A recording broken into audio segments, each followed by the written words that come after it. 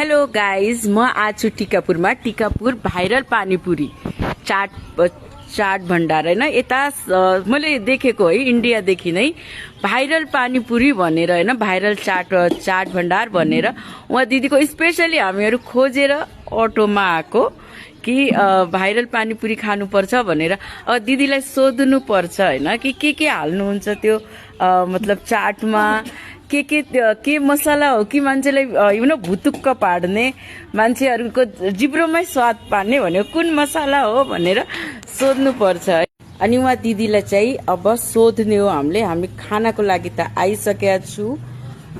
पानीपुरी, यो पानीपुरी हेर्नुहोस्। अनि यो मसला दिदी, यसमा के मसला जान्छ यो पानीपुरीमा? हजुर, अनि जिरा भुटेर खुर्सानी तेलमा तारेर भुट्ने, अनि चना हाल्ने। कसरी भन्नु हो? सेपरेट हैन, अब तिनी अब आफ्नो म्याजिक मसला त सायद नभन्नुहुन्छ होला हैन, आफ्नो म्याजिक मसला त नभन्नुहुन्छ होला, तर बेसिक मसला चाहिँ जे पर्छ त्यो हाल्नुहुन्छ दिदीले हैन।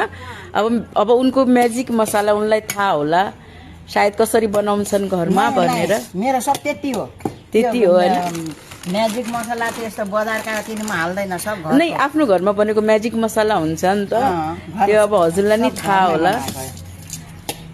अनि आउनु होला गाइस सबैजना यता टिकापुरमा जति पनि बस्ने मान्छे हैन, यो भाइरल अर्ग्यानिक हो रे यता सबै चिज अर्ग्यानिक हो। अनि हजुरहरू आउनु होला। यो पानी टंकी निर 4 चौतारीको ठ्याक्कै अगाडि पानी टंकी निर छ।